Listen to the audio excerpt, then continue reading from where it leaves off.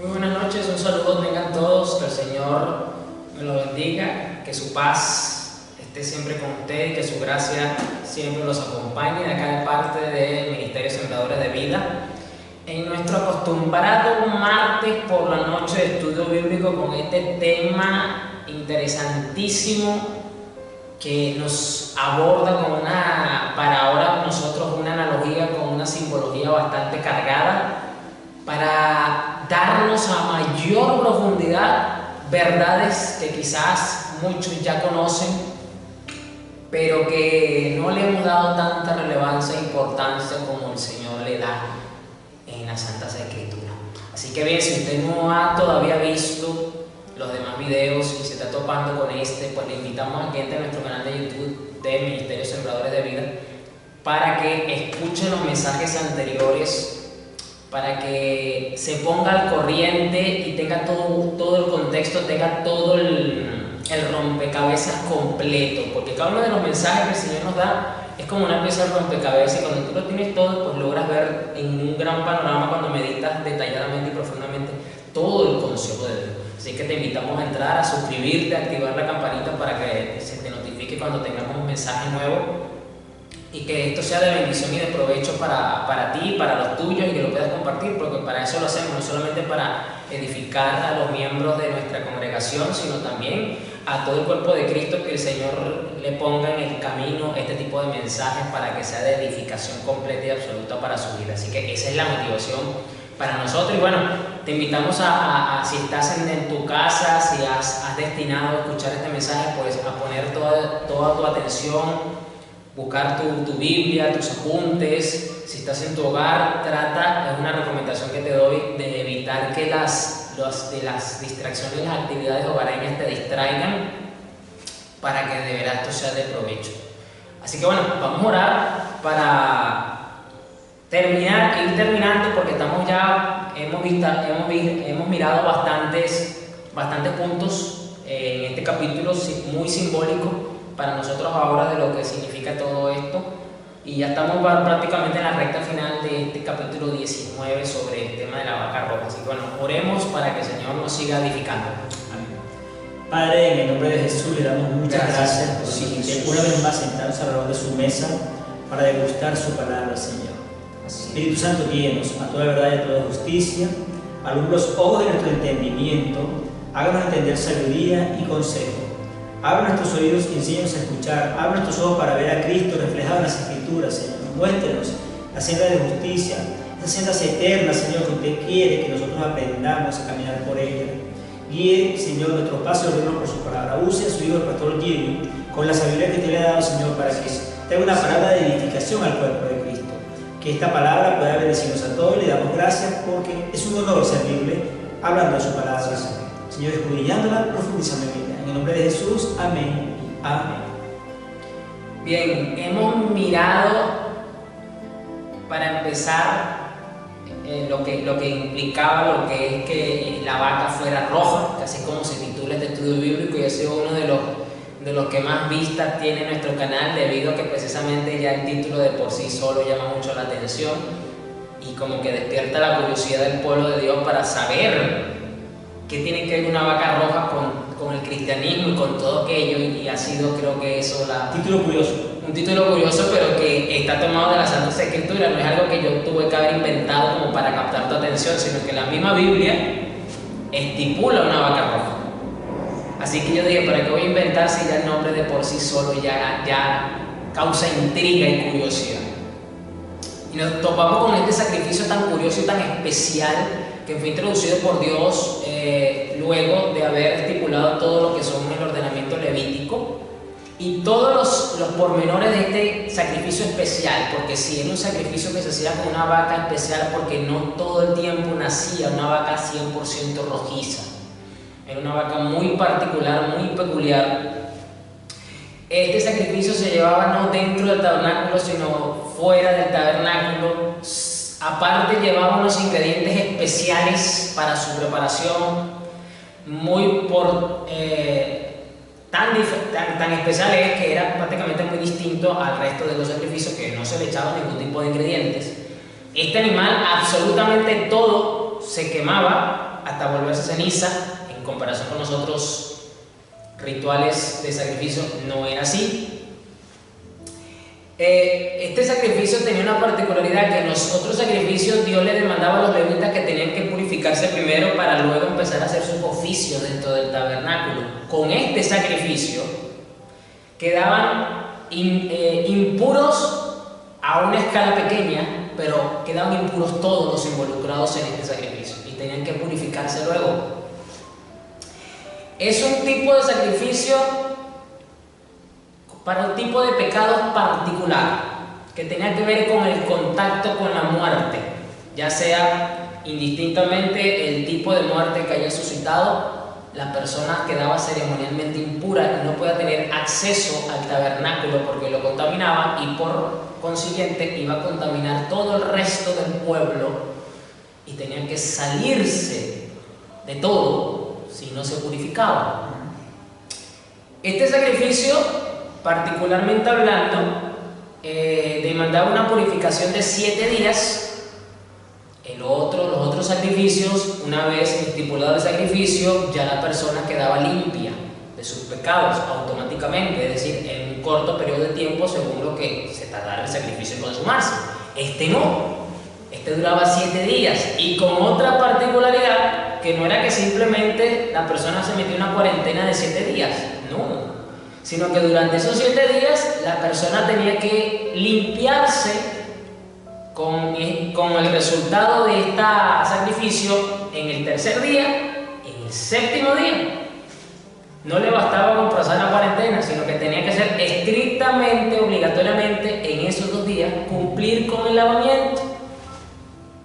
Para rematar, no solamente tenía que rociarse, como lo dice esta versión, porque no es que se bañaba con esto, era un agua que se preparaba. Esto era lo más curioso también de este caso, que una vez que el animal estaba listo, las cenizas, que vimos lo que representa también las cenizas, el silicio dentro de la Biblia, dentro de la tanta simbología que tiene aquí, que hemos estado mirando, esto se mezclaba con agua y esto iba a parar a un recipiente y se le rociaba a la persona, y no solamente a la persona.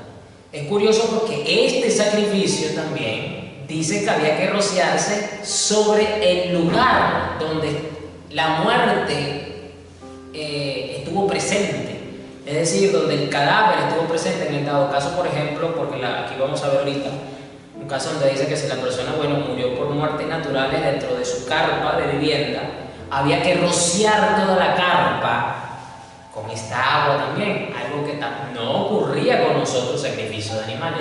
Definitivamente que todos los detalles relacionados a este sacrificio son particularmente especiales.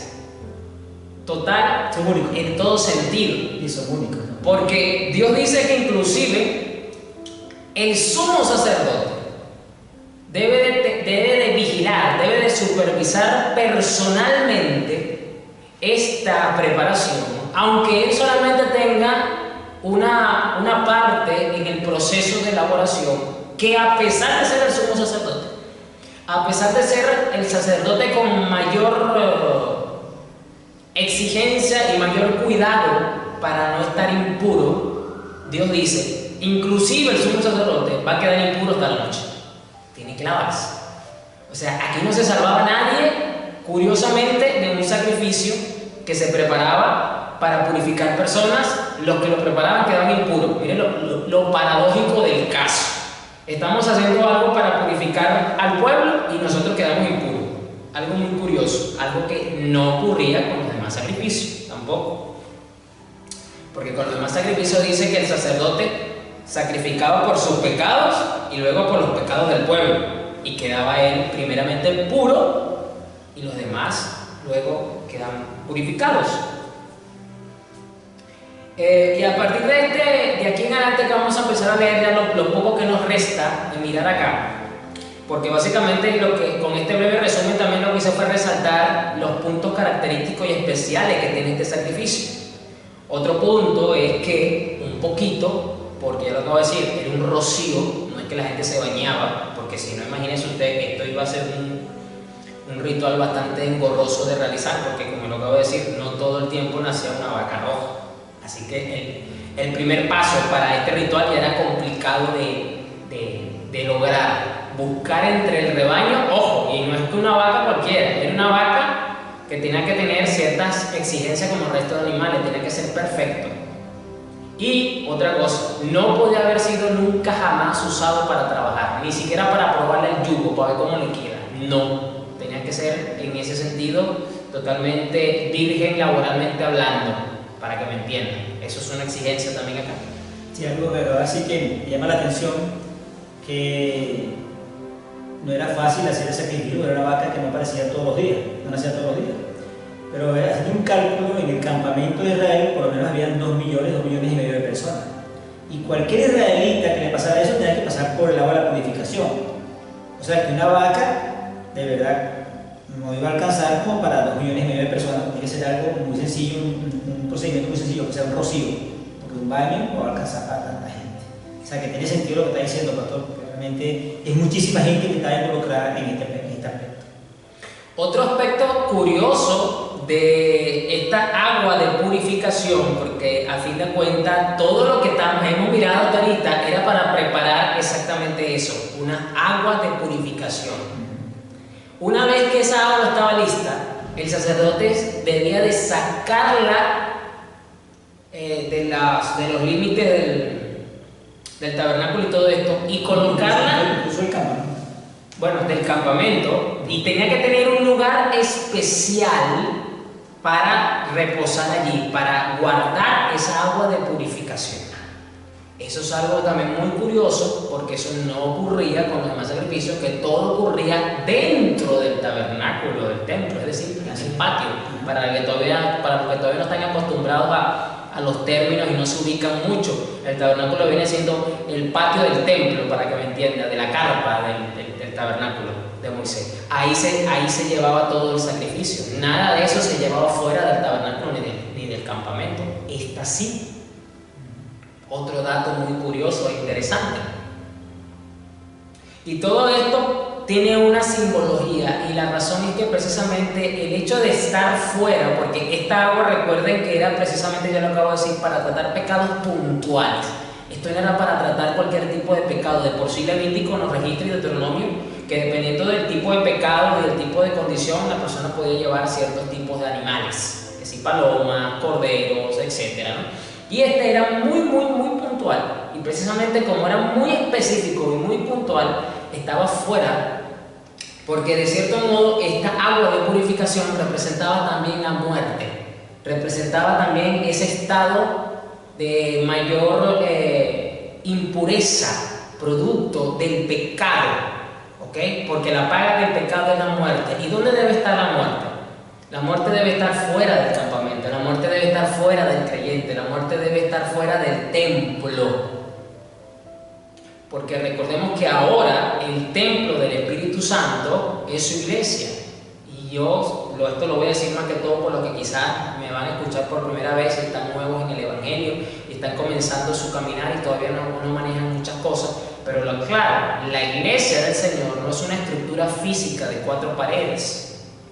El templo del Señor somos nosotros, los templos que estamos vivos, los que fuimos sellados por su Espíritu Santo. Entonces cada vez que nos reunimos como cuerpo, somos la iglesia del Señor que se reúne dentro de un templo físico. ¿Ok? Esto se llama la congregación. O también se le llama la congregación, que viene siendo un término un poco más adecuado en cuanto a definición de lo que es la iglesia, que es un término griego que significa asamblea, que es un sinónimo de congregación. Bien, entonces no es casualidad que acá veamos que Dios exigía que el agua de la purificación estuviese fuera del campamento, en un lugar específico para ser guardado, sabiendo todo el mundo tenía que saber que ese lugar guardaba el agua para la purificación. Entonces lo simbólico acá es que nosotros tenemos que sacar lo que nos hace impuros delante de Dios. Tenemos que tenerlo fuera de ¿qué? Del templo. Tenemos que sacarlo de nuestra vida, sacarlo de nuestro corazón, sacarlo de nuestra mente. Y por lo tanto eso amerita ¿qué? Una preparación.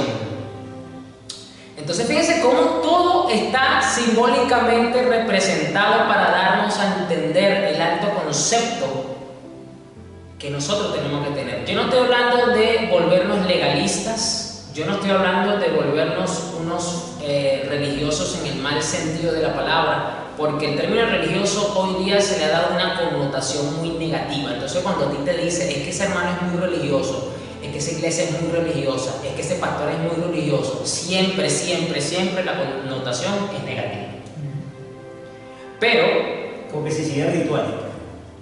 Desde el punto de vista de una apariencia hipócrita de piedad, que es como se le acostumbra atribuírsela a los fariseos, que de ahí es que viene el término religioso o fariseo.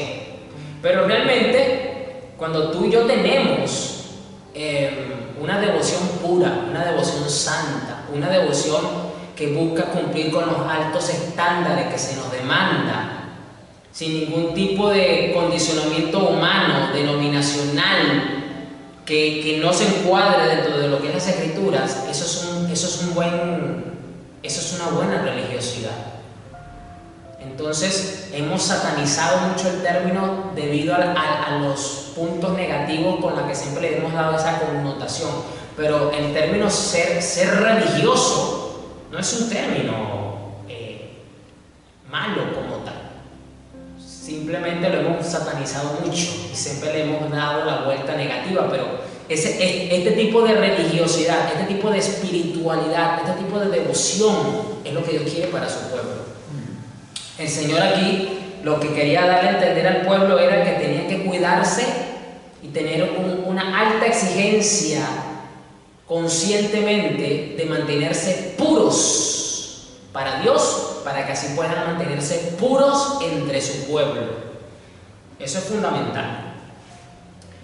Bien, entonces acá dice el versículo 14, número 19, que la siguiente ley ritual se aplicará cuando alguien muera dentro de una carpa. Todos los que entren en esa carpa y los que se encontraban en ella cuando la muerte ocurrió, quedarán ceremonialmente impuros durante 7 días. Todo recipiente abierto en la carpa que no estaba cerrado con tapa también estará contaminado. Esto es muy simbólico porque el hecho de que cuando tú y yo tenemos en nuestras cocinas de nuestros hogares recipientes mal cerrados o abiertos, ¿qué ocurre? El alimento que tengamos ahí va a entrar en un estado de oxidación y puede dañarse y puede su proceso acelerarse de vencimiento y lo podemos perder. Eso por poniéndolo por ahí. Punto número 2, le puede entrar algún tipo de patógeno biológico que lo pueda hacer peligroso para nuestra salud. ¿Cómo es eso, pastor? Algunos no manejan mucho estos términos. Creo que me puse muy técnico. Vamos a ponerlo un poquito más como hablamos acá, ¿no? Entre nosotros, ¿no? Entre los latinoamericanos. Que le entre una cucaracha, pues.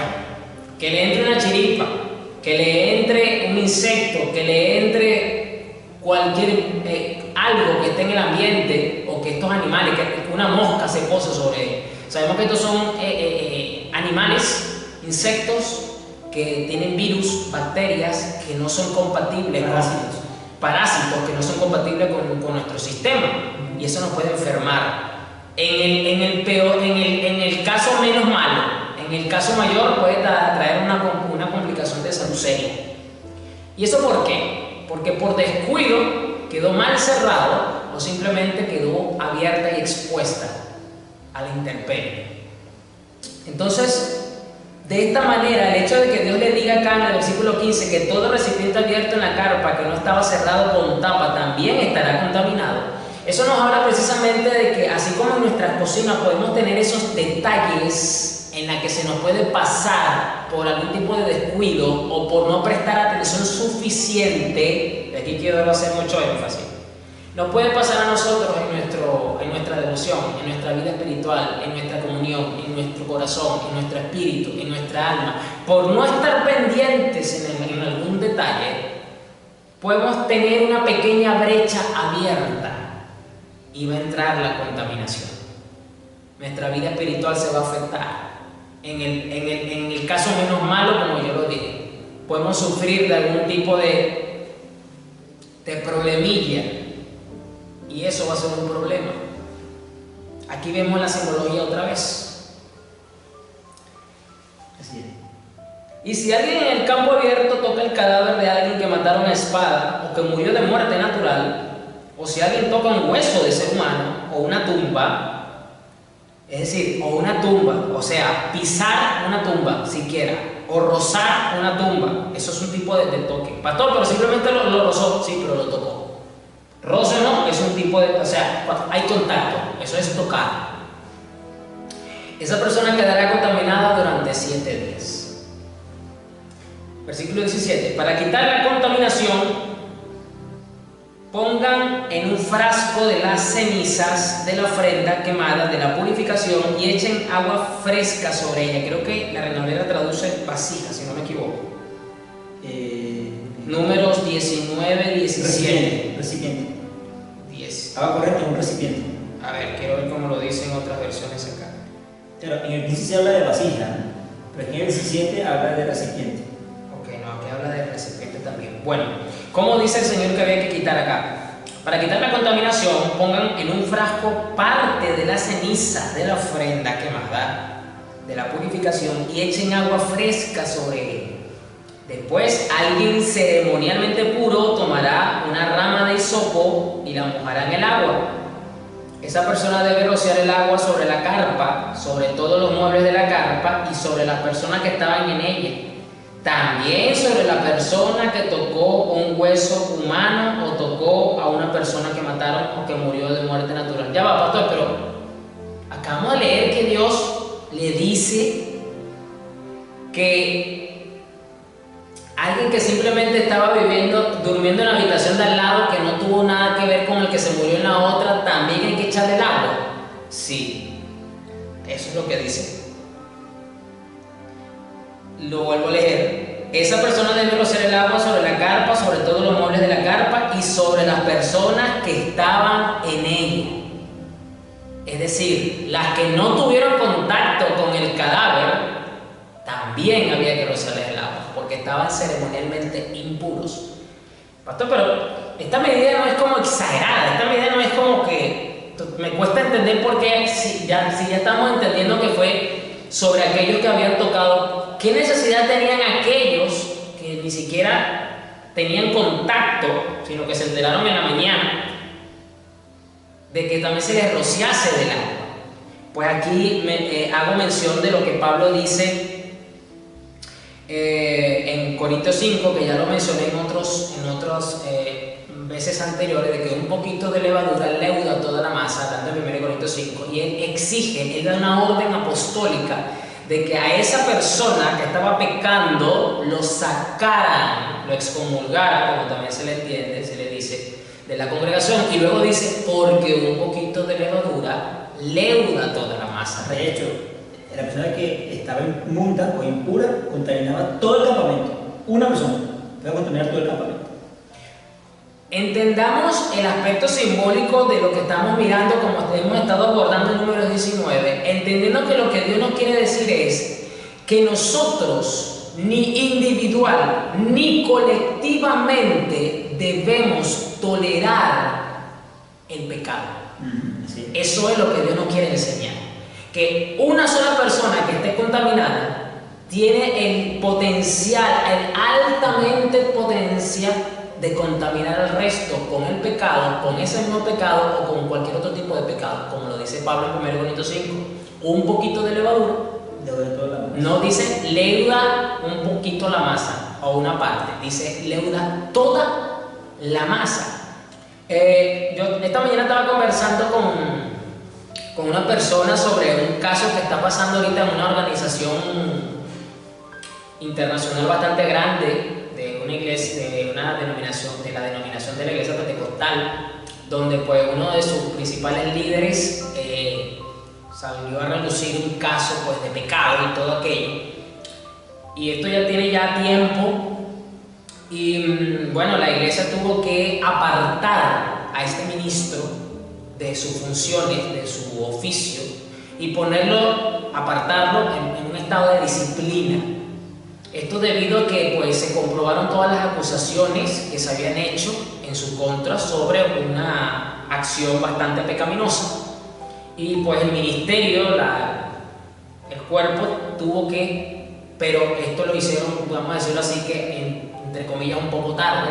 Esto trajo no solamente consecuencias para la vida de este pastor, sino que también para la vida de muchos otros pastores, pues que debido a esta situación, pues decidieron salirse de este ministerio, ¿no? Renunciar a seguir perteneciendo a esta organización. Sacó esto a relucir porque es precisamente lo que Pablo dice que había que hacer, pero prontamente hablando. Además, Pablo dice en Timoteo que no debemos recibir acusaciones falsas hacia un anciano, sino que debe haber testigos, que debe haber un proceso de investigación para poder aceptar una acusación, es decir, un señalamiento sobre un pecado particular.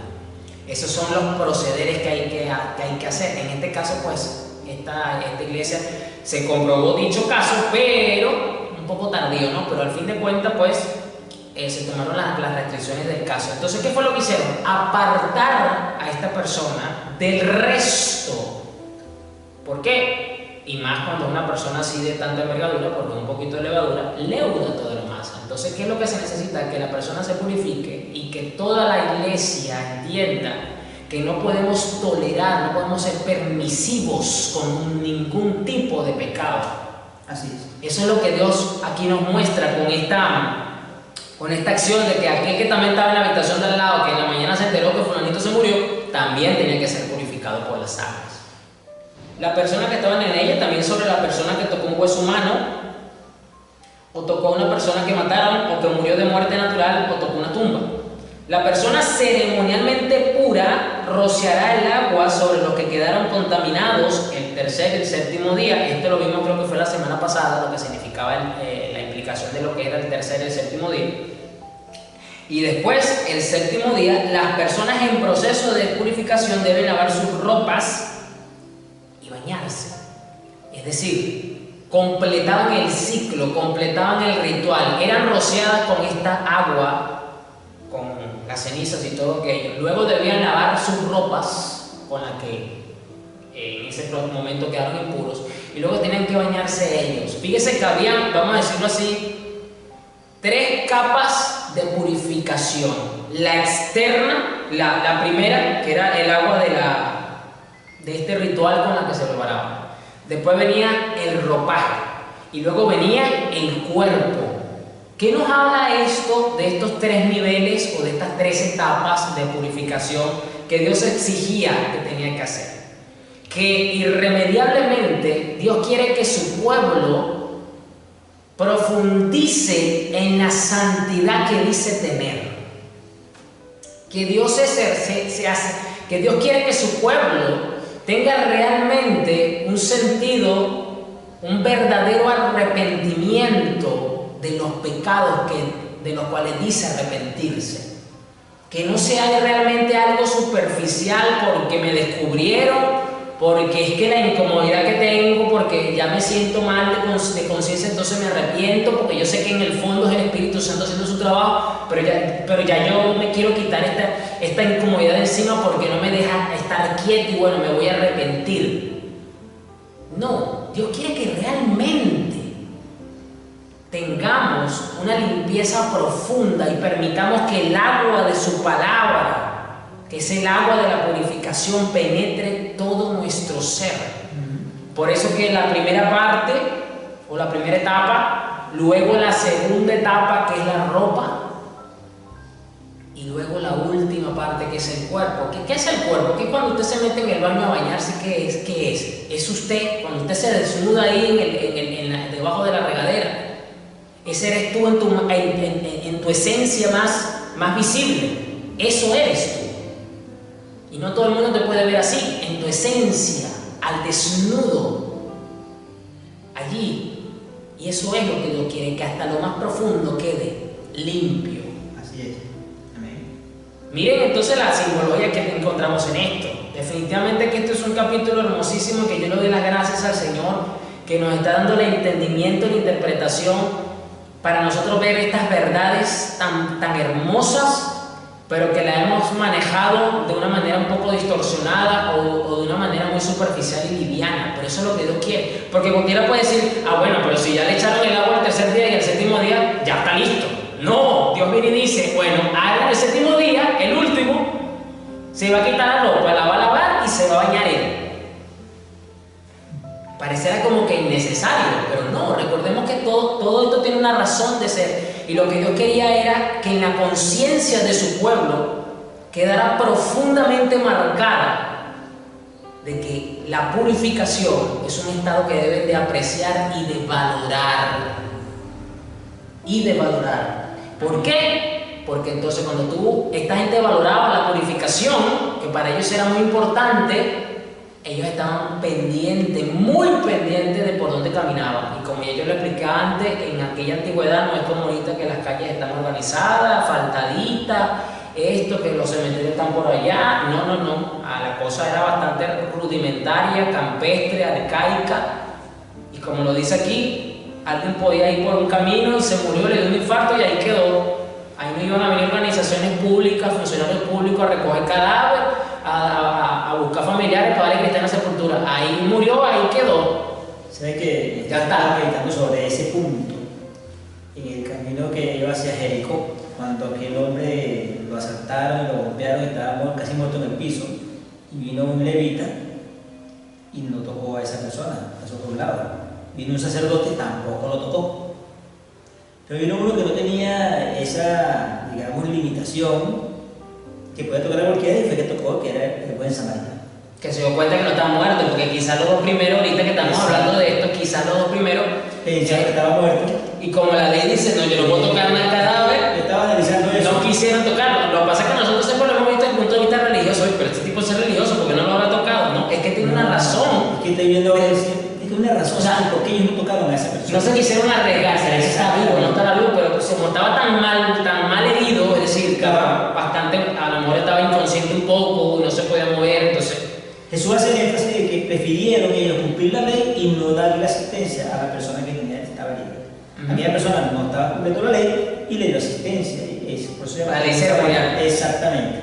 Entonces, bueno, medité sobre eso, pero creo que esta es la razón, pues, realmente se aplica pues, a ese caso que nombró Jesús en la parábola del buen samaritano. Sí, porque vamos a decirlo así, había lugares que básicamente eran prohibidos por los levitas y mucho más por los sumos sacerdotes, como era un cementerio, porque aquí dice que no podían ni siquiera tocar una tumba, entonces que es donde por lo general están las tumbas, en los lugares lo que se conoce como un cementerio. Entonces para un levita, para un sumo sacerdote, un cementerio era un lugar prohibido, o sea, no iban a ir ahí ni que los obligaran a nada. Entonces tiene mucho más sentido que si estás pasando por un lugar y ves un cadáver, ves un ser humano tirado en el que aparentemente no se mueve, tú no le ves superficialmente signos de vida, que no tenga los ojos abiertos, mirándote con la mirada o que te hable, tú dices, a lo mejor está muerto.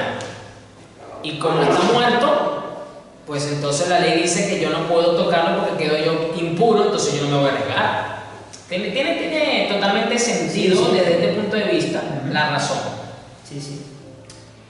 Bien. ¿Lo quería comentar por eso? Sí, no, está bueno el comentario porque nos ayuda a tener un poco más de entendimiento sobre sobre este pensamiento judío, sobre ese caso en particular. Versículo 20, pero los que se contaminen y no se purifiquen, escuchen, serán excluidos de la comunidad porque han contaminado el santuario del Señor, ya que el agua de la purificación no se ha rociado sobre ellos, quedarán contaminados. Es decir, número 1, dice que los que no se purifiquen han contaminado el santuario del Señor y quedarán excluidos. Acabo de decir que el santuario del Señor hoy día, bajo este nuevo pacto, somos tú y yo. Y que entonces cuando nosotros somos permisivos con ciertos pecados que a nuestra carne le gustan, no somos tan estrictos y tan represivos con ese pecado como a veces somos para señalar el pecado de otro.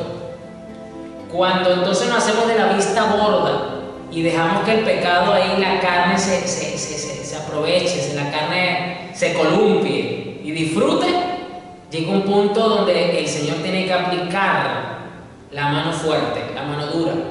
¿Por qué? Porque hemos contaminado el templo del Señor, como lo dice Pablo, que como no tiene la luz con la tiniebla, que como no tiene Cristo con Belial, dice la Reina Valera.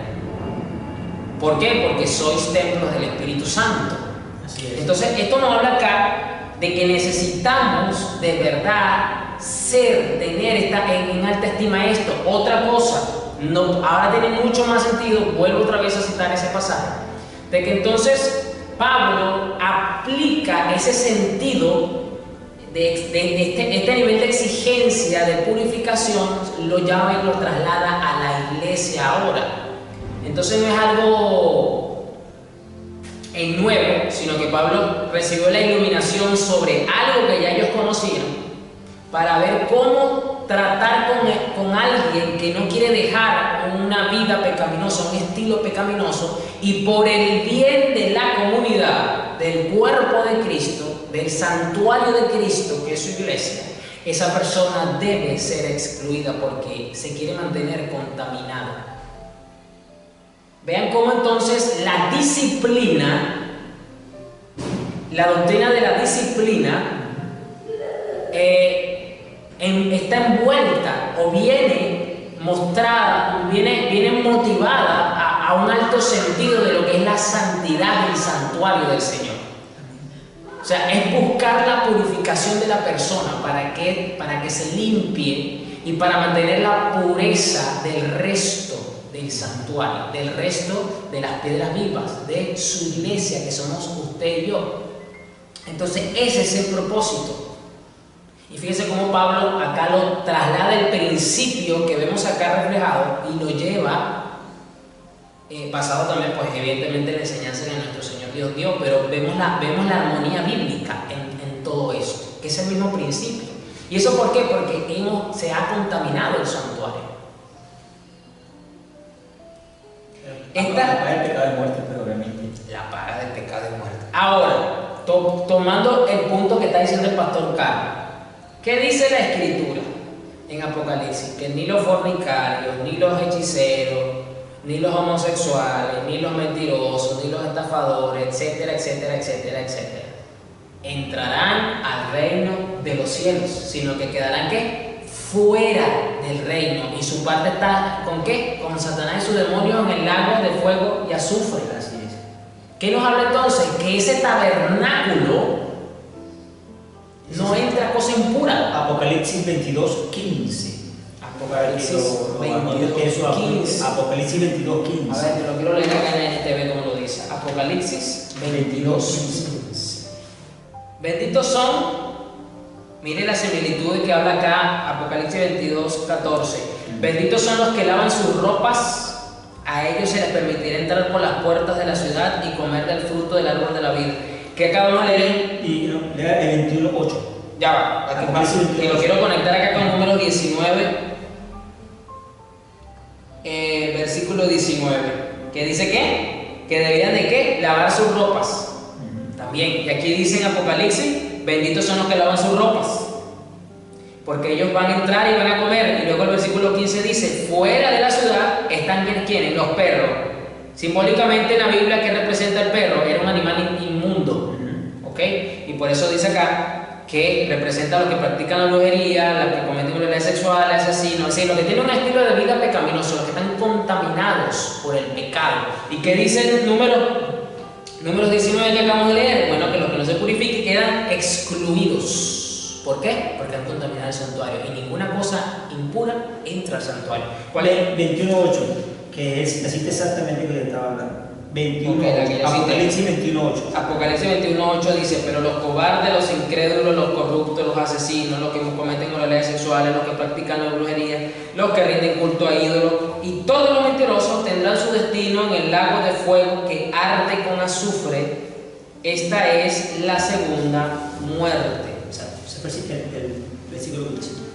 Entonces vemos acá las similitudes de que al fin de cuentas en ese santuario celestial en el cual la novia va a convivir con el novio, no entra en ningún tipo de impureza. Bien, volviendo a Números 19, dice, versículo 21, esta será una ley perpetua para el pueblo.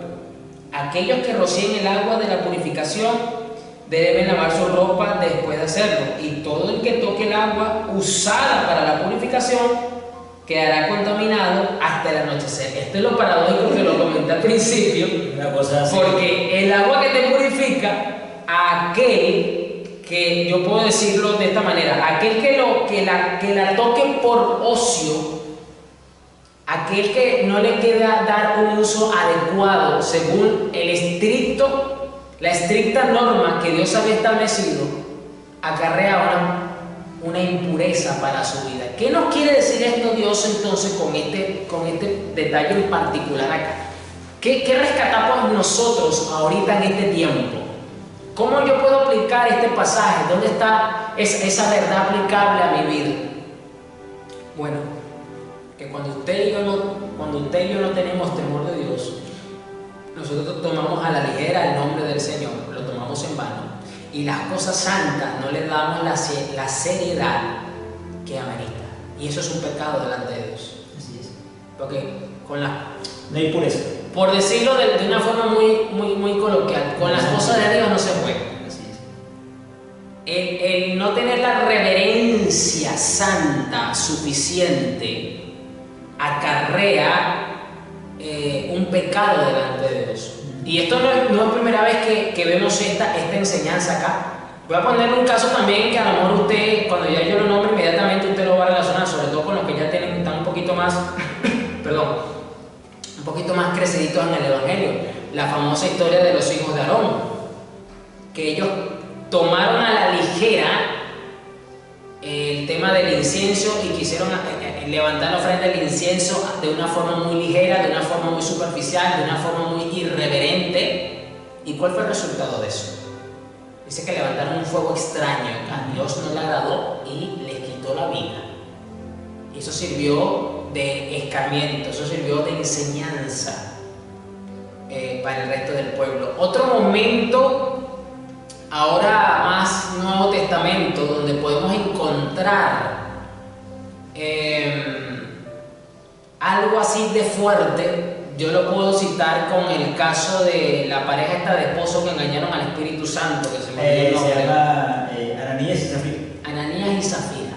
Pastor, pero ellos no estaban haciendo nada relacionado con los santos. Ellos más bien, el pecado de ellos fue precisamente porque engañaron al Espíritu Santo o creyeron engañar al Espíritu Santo con una venta que hicieron. Y es que precisamente cuando tú no tienes pureza, ni siquiera con las cosas que atañen a este mundo puedes levantar ofensa delante de Dios, porque para Dios, hasta en las cosas seculares, Dios ve la santidad, la pureza, la integridad, la honestidad con la que nosotros hacemos las cosas. Y el corazón con que se hace. Hay hasta cierto punto como una separación, entre comillas, entre tu vida religiosa y tu vida secular. En la que mi vida religiosa es lo que yo hago dentro de lo que es la congregación, dentro de lo que es la iglesia y las actividades relacionadas a la iglesia. Y mi vida secular es mi área profesional, mis estudios. Y a veces como que el cristiano quiere hacer una separación en la que solamente Dios se limita a la vida religiosa y no le importa o se hace de la vista gorda de la vida secular. Señores, si bien es cierto que cada cosa va en su lugar, pero las dos cosas están relacionadas. Porque tu santidad, tu integridad, tu reverencia, tú no solamente se la muestras a Dios cuando vas al templo, tú se la muestras también en la forma y la manera en la que tú abordas las cosas seculares, porque tú lo haces para Dios. Por eso Pablo dice que todo lo que hagáis, sea de palabra o de hecho, hacedlo como para el Señor, porque de Él recibiréis la recompensa. Y te voy a decir una cosa, en el contexto en el que Pablo dio eso en Colosenses, se lo estaba diciendo a los esclavos, que tuvieran que hacer su trabajo como esclavo, que no era agradable porque eran esclavos, para con su Señor, como que si se lo estaban haciendo a Cristo. ¿Y qué era lo que le hacía un esclavo? Un esclavo le hacía todas las cosas seculares al amo en el imperio grecorromano. Y Pablo les exhorta y le dice, para que sea de testimonio hacia estas personas que no son cristianas y para que honren a su Señor, hagan las cosas que hacen seculares como que si fuera para Cristo mismo. Entonces, ahí notamos esa santidad, notamos ese alto estándar, ese alto nivel de honra, de pureza para nuestro Señor. Y aquí vemos esta enseñanza reflejada. Sí, pastor, es que el Evangelio es un estilo de vida, es 24/7, o sea, forma parte de la vida, o sea, tú no puedes dejar de vivir para el Evangelio, o sea, en todo momento, 24/7, tú tienes que vivir la vida del Evangelio. A mí me gustó una frase que vi, ahorita no recuerdo quién fue el que la dijo, que alguien le preguntó a un ministro, ¿cómo hago yo para ser un buen cristiano, para honrar a Dios, para servir a Dios, si yo no soy pastor, yo no soy diácono, yo no tengo ningún tipo de oficio dentro de la iglesia? Y esta persona le respondió, ¿qué eres tú? ¿Qué haces? Y le dijo, yo soy zapatero. Y él le dijo, haz esos zapatos como que si se los fuera a poner Jesús.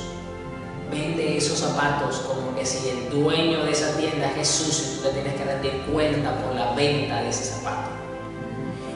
Fabrica ese zapato con los mejores materiales y con el estándar más alto, porque cuando la gente vea tu producto, tu zapato, la gente va a darle gracias a Dios por la calidad de ese zapato, te va a dar las gracias a ti, y eso honra a tu Señor. Por el precio justo, todos esos detalles, todos los detalles. Y en resumen, esta persona dijo, tanto el pastor que hace bien su trabajo como tú haciendo un buen zapato están honrando al Señor. Amén. A mí me gustó mucho eso, porque es verdad.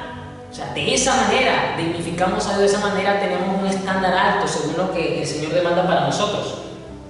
Y dice acá, esta será una ley perpetua para el pueblo, versículo 21. Esta será una ley perpetua para el pueblo. Sabemos que la ley ceremonial ya fue abolida, por lo tanto esta cláusula de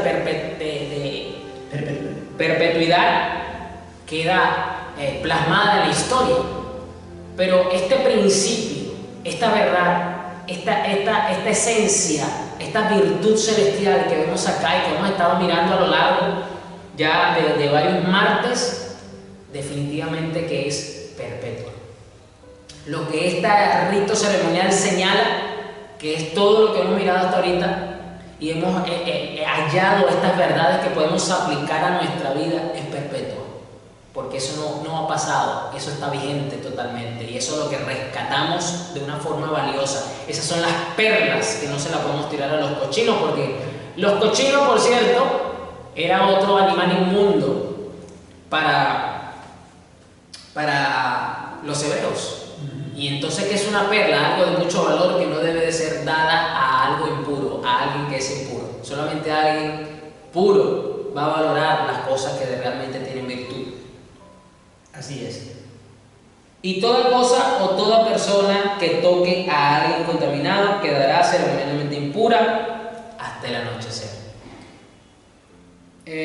Lo hemos concluido de una manera fabulosa.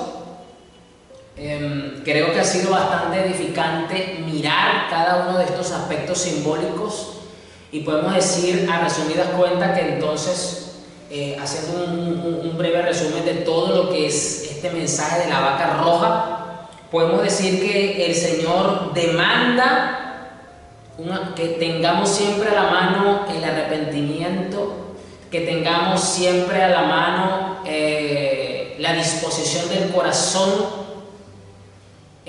para humillarnos. Demanda también que tengamos un alto nivel de estándar de lo que es vivir puros para Dios.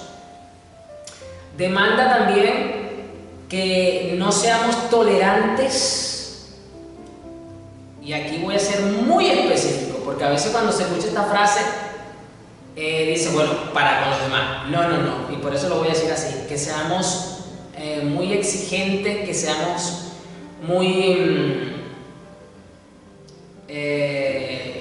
determinados a mortificar las impurezas de nuestro ser, porque somos a veces muy duros para con el pecado de los demás, pero somos muy blandos para con nuestras propias corrupciones y con nuestras propias pecadillos que están por ahí, o esas cosillas que le gustan a nuestra carne, o que simplemente nuestra mente puede deleitarse en ciertos tipos de pensamientos también. Ojo con eso, o sea, hay muchas cosas, pero eso es lo que Dios desea.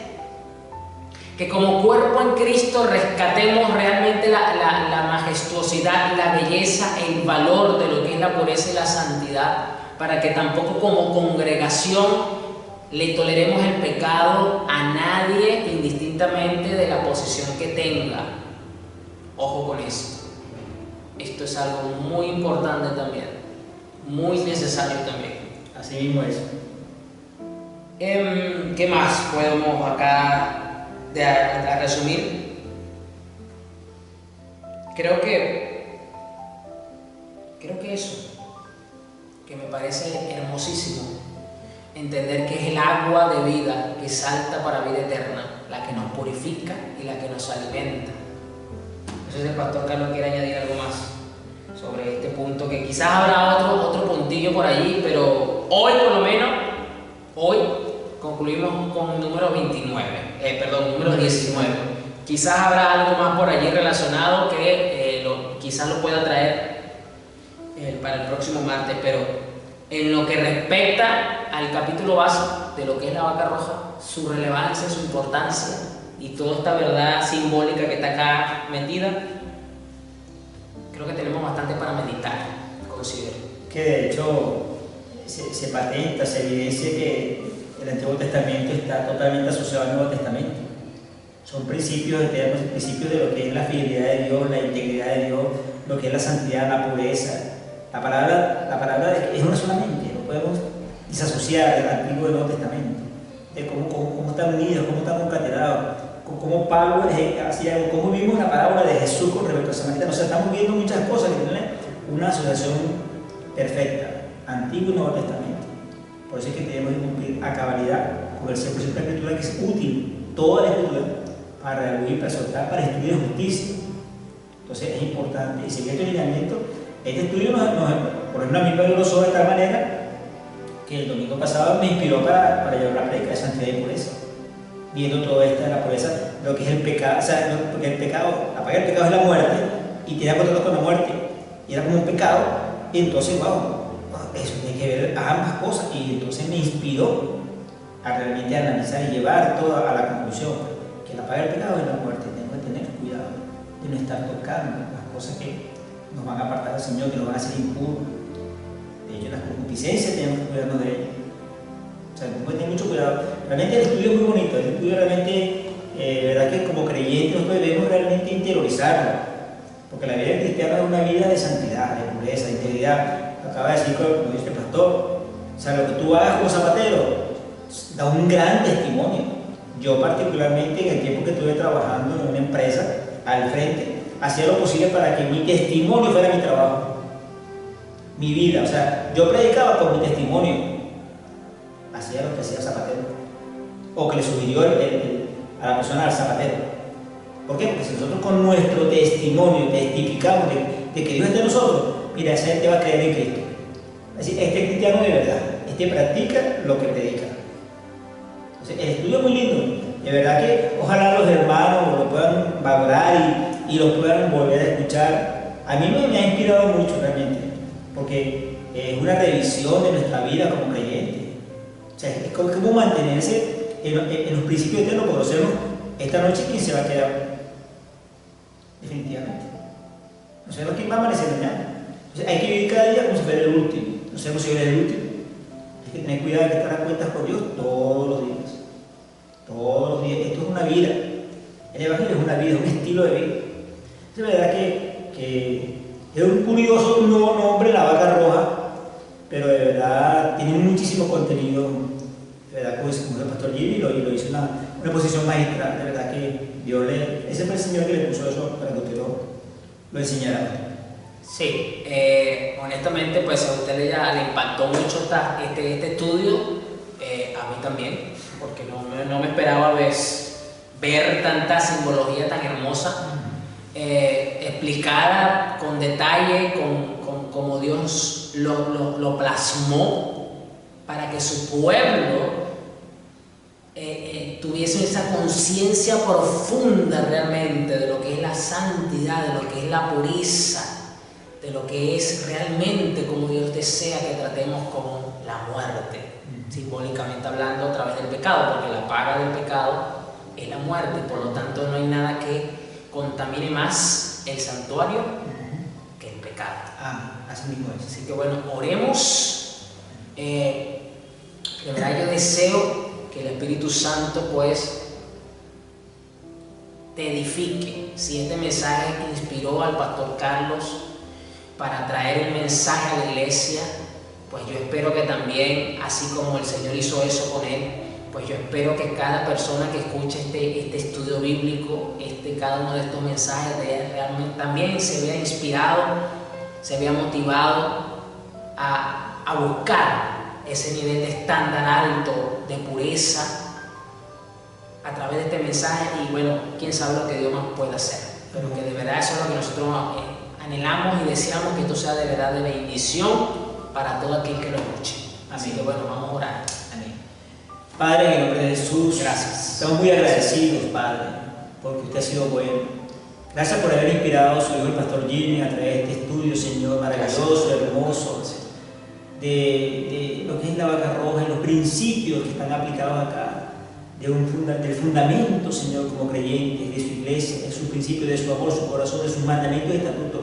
Gracias, Espíritu Santo, por guiarnos por sendas eternas, por mostrar, iluminarnos el entendimiento para recibir esta enseñanza. Son perlas preciosas, Señor, que de verdad deseamos que cada creyente que esté expuesto a este conocimiento lo pueda recibir, lo pueda atesorar y lo pueda poner en práctica en su vida y enseñarlo a otros, Señor. Gracias por el honor de poder servirle, Señor, porque edificando el cuerpo de Cristo nos edificamos también nosotros primeramente. Lo bendecimos a otros con los dones o con los talentos, las habilidades o el conocimiento que nos ha permitido recibir para poder enseñar, Señor. Gracias de verdad, Señor. Gracias, Jesús, por haberlo logrado en la cruz del Calvario. Gracias, Espíritu Santo, porque usted es nuestro consolador y como tiempo morar su presencia, deseamos agradarle en todo momento y no contristar su presencia en nosotros. Gracias, Padre, y lo bendecimos en el nombre de Jesús, y toda la iglesia de Cristo dice amén. Bien, amén. Bendiciones. Dios me lo bendiga y nos vemos el próximo martes. Bendiciones.